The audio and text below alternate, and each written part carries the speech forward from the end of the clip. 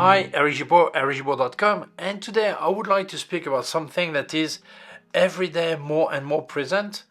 And I don't know what title to give to this video, but basically to give you my feelings is, I would say, purist photographers are basically breaking my balls. Yes, I think the attitude of so many are so toxic, so so unnice to, so nasty to other photographers that are beginners, that really I feel they're killing photography. And I would like to speak about this. So let's start. The first thing, we must not forget that we are always the idiot of someone.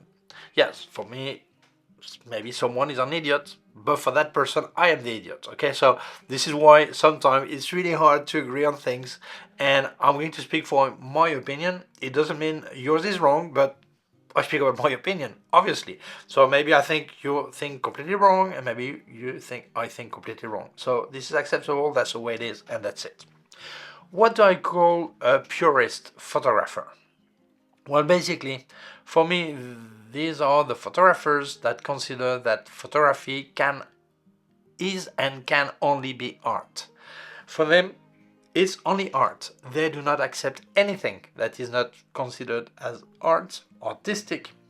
For them, someone who makes a selfie is a disgrace. Someone who makes a picture of his food while eating at the restaurant is a disgrace. Someone who makes pictures of screws and hammers for a hardware shop catalog, they consider this is a disaster. For them, photography can only be art. They are purists. They just think about art. So these are purists, okay? Second, these purists consider that if you use a tool for making pictures that is not the tool they would use and they like, then you're a disgrace also. That's a big problem for them. For them, what other people use is a real problem if it is not what they think that should be used. So that's a problem. And also, they do not accept the evolution of photography. For them, they don't understand that photography is not as it used to be. They don't accept that many people publish their photos on social networks. They share the pictures, they share what they do, whether it's for fun or whether they want to show photography they've made as, for them, art, okay? They don't accept that. But they forget one thing. These people have always existed. Just you didn't know about them. Yes, because before social networks, I remember my grandmother going with her Agfamatic camera on a vacation, coming back from the trip and getting the roll of film to the shop to get developed. And she would have pictures and then look at them in family and then put them in a drawer at home or in an album. And no one else out of the family would ever see these pictures. These people still exist. They make the picture with a smartphone or with a camera and they share it on social networks. So these people, these purists, think that this is new. No, these photographers have always existed. I would not say photographers, these users of cameras always existed and now they just share what they do and that's it. So for these purists, this is something unacceptable. For them, this is a way of killing photography, a way of showing that photography level is worse and worse and worse every day. When these pictures that probably bad for many people, they always existed, just we never saw them. That's it. So for these purists, this is unacceptable. This evolution of photography is a big problem. But this attitude has big consequences. First, it creates a lot of tension among photographers, among social networks.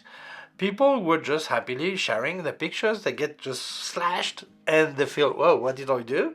And if they react, then it's a big, the fight comes up and it's more tension. And also, some people don't get into the fight, but they just get completely demotivated. They start to feel that their pictures are bad, or they start to feel they do something that is wrong. They start to feel they should not publish their pictures because they get nags and people criticizing. And at the end, they become completely isolated. They don't share anything, and many of them just stop doing photography. Some people had a smartphone and they were told that a smartphone is not a good tool for photography, so they decided to buy a real camera, and then they start to publish, and they get slashed the same way, so they just give up. They stop making photography, they stop publishing, they stop sharing, and these purists who wanted to save photography, they're actually killing photography, and that's a big problem. We must not forget that most people, maybe 80% or more, that publish pictures, photography on social networks, or even print them for themselves, they don't do that to be a great photographer. They do that to have fun, to share what they've done, to have a souvenir of their vacation, or souvenir of their meal at the restaurant. They just do that without any pretension, without wanting to be a great photographer, without thinking they're a good photographer, without thinking they want to be better photographer, without thinking they make good photos. They just make them because it's fun for them, and that's it. We must not forget that we live in a society that is really hard. When you change a light bulb at home, no one will applaud you, except if you do it in less than 6 months, obviously. Or if someone at home is always the same, this is always the same person that is cooking, could be the mother, the father, or both fathers, or both mothers. I'm not going to get into this, but probably it's most of the time the same person that is cooking. After a while, no one is telling, "Oh, great meal, I really love the dinner," or "Yeah, thank you so much for cooking today." They just take it for granted. This is normal.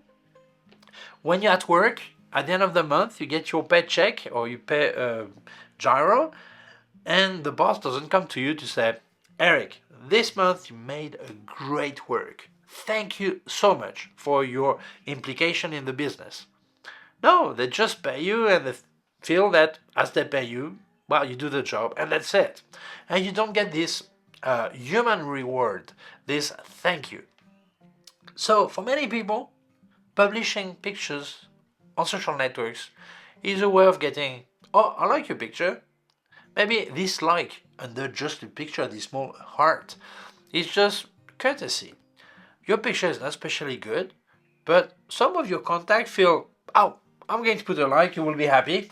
And thanks to that, many people who have a life that is boring or stressing, or with some family problem or economical problem or health problem, they feel great for a second. They say, "Oh, my pictures, many people liked it." Doesn't matter if the picture is good or not. They feel great. It brings happiness to their life. Okay? So why should we tell these people that have done nothing to us, "Your picture is bad, you think wrong, your camera is shit," or whatever? So we must understand that for many people, photography is a therapy. It's true that some people get into the excess. Actually, I made a video that says that photography can ruin your life. Many people thought it was on the money side of it. No, it's on the emotional side of it. Maybe you get isolated from the rest of your family because you're all the time making pictures, all this. So in between enjoying photography or abusing of photography, there is a midway that is what people love to do, making pictures, sharing, and that's it. By the way, if you wanted to help me, I've got affiliated links in the description. Please use them, that really helps me. And if you wanted to buy Luminar Neo or Aperture by Skylum and any product on the website of Ken Faith, I've got links in the description, like K&F Concept products and more products they have. You get a 10% discount with my code ERIC10. In the case of Luminar Neo and Aperture, it's 10% on top of any offer they have. You see, great offer, still place my code, it's even cheaper for you. Thank you so much, that really helps me. Let's carry on. So to these purists, these people that are almost Talibans, and they really say what photography should be and how it should be, I want to ask them, when someone publishes a photo that you feel is a bad photo, what does this change to your life? Ask yourself this. If I publish a bad picture, does this affect your life? Does this affect your money, your life, your feelings? In what way does it affect? Obviously, it does not affect in any way your life. So, pass on, you don't like the picture, go on, move on, forget about this picture. If someone uses a camera you feel is not good for photography, because he uses a smartphone, a basic camera, or whatever, in what way does this affect this purist photographer? Does it change anything to his life? Does it change anything to his money? Does this affect his his life? Obviously not. So I think some people make a big confusion between giving an opinion or advising on buying a tool or another with being disrespectful to this person. Yes, of course you can tell, I think you have the wrong camera for what you want to do, or I think you would do better buying this or that. Or telling, I don't like this camera, I would never buy it. Yeah, this is completely normal to say that, no problem with that. But telling, these people who buy this camera are stupid? No, they have their reason. That may be completely different to mine or to yours. For me, a camera can be a bad camera and a great camera for you. I tell my opinion about the camera. I don't tell you stupid for buying it. So honestly, I think people start to mix up this. You can always give your opinion about yourself, about your needs, about your taste, your likes, but doesn't mean other people who think different are stupid. For example, when the Pentax 17 appeared, film photographer, old school, they were mad, thinking, this is a toy, this is stupid, it's not a good camera, this is whatever. And YouTubers who speak good about the camera, they're stupid, they don't know, or they're being paid or whatever. I bought myself the Pentax 17, I love that camera. Yes, it's not the perfect camera. Of course it could be better, but people tell me, for that price you have a Nikon FM2. Yeah, but I don't want a Nikon FM2. I've got the equivalent anyway. I want this because I feel this is great little camera for fun, and that's it. So what's the problem? Then last week when the Fujifilm X-Off came out, some people said, wow, I love that camera, that is great. And others were telling, this is a toy, this is stupid, you have to be daft to buy this, Fujifilm is abusing all this. Honestly, do you think that a brand, whatever brand it is issue a camera without studying the market, without seeing who could buy the camera, who would like this camera? Do you think that they just create a camera like this and they feel that, well, let's see if we're lucky and people buy it?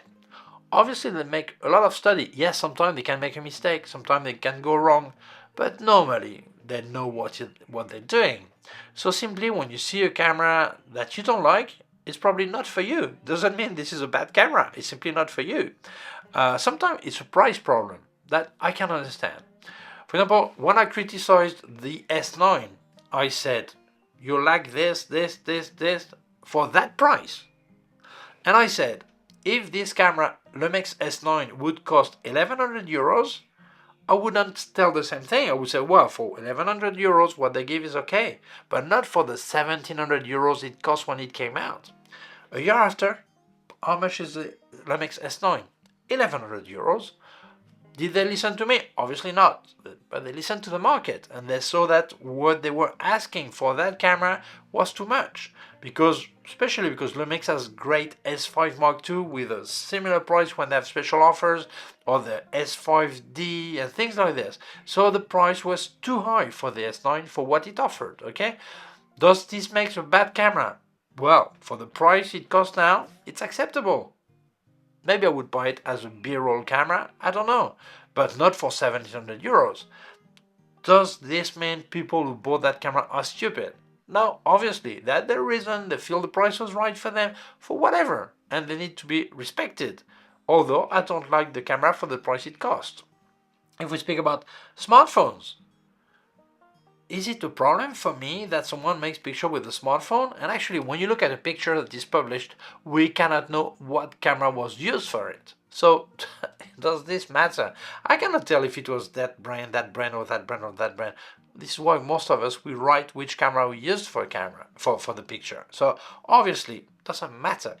If we look at sensor size, I was using a I use all size sensor size, okay, except phase 1 that is even larger than what I have, okay. But I've got micro four third, APS-C, full frame, and medium format. And some people, they were flaming people using micro four third or APS-C. So I created a video, presented a video that was telling, I think you don't need full frame. Some people understood that I thought full frame was a bad size, when actually I use full frame myself. I use several sizes, so no problem. I used to have only Canon 5D in full frame at a time, and then after I went for micro four third. But many people were abandoning photography because so many people were telling them, if you don't have a full frame camera, you will never make great pictures. But they could not afford it. They could not afford the lenses that go with full frame, so they gave up. So I said, wait. Probably you don't need full frame. You can do with what you have. You can do with cheaper option. And it's true that we see now that the Deluxe 8 by Leica came out, which is actually a copy of a Lumix, which is, well, most of it is Lumix inside. And people now say, whoa, Micro Four Third is great. Yeah, it was already great years before the Deluxe 8. You don't have to wait for that. But now with the Leica logo, that's another story. So why should you tell people are stupid? They do what they want. Obviously, you can give your opinion about would you buy this or that. Sometimes, like the Sigma BF, say, I would not buy that camera. For me, it's too expensive for what they offer, but not even for the price, because I don't think it's practical to use, okay? But that's my opinion. If you want to buy it, you go for it. You're free to do it, okay? So this is why I don't understand this attitude. People that just insulting each other, feeling that if you buy a camera, they would not buy it because you're stupid. No, this is your decision. When I published a video of the Sigma 16 to 300mm, in the French version of the video, someone commented telling that this kind of lenses never help you improve your photography. And I said, yeah, but why do you think people who buy this lens want to improve their photography? Some people that just have knowledge, all this, but sometimes they don't want to be bothered. They want just to bring one lens and that's it. But other people, they normally had a smartphone, they bought a camera, and they feel sometimes they want to have things that are close and some other time things that are far away. So it's great for them to have a 16 to 300mm, but they don't pretend to make great pictures. They don't pretend to be great photographers. They don't even want to learn photography. Many of them, they just use the camera in automatic.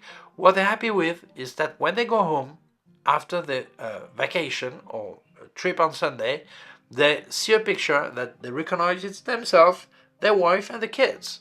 And that's it. And with that, they're happy. Or that they see like a balloon on top of Turkey there, and hot air balloon, and they could zoom with a 300mm, and they see the picture. It's not a perfect picture. No, it's not. I'm happy with it. That's it. So why do you need to tell them what they have to do with their gear? Why do you have to consider that this gear is bad because you would not use it? That's nonsense. That's absolutely nonsense. You are free to use what you want, but they are also free to use what they want.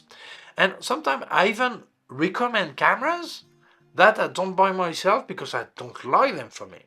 For example, I'm really criticizing the Leica Q3. For me, it's too expensive for what it is. But I think it's a great build, but the Summilux lens has not the level of a real Summilux lens with you can find for M mount.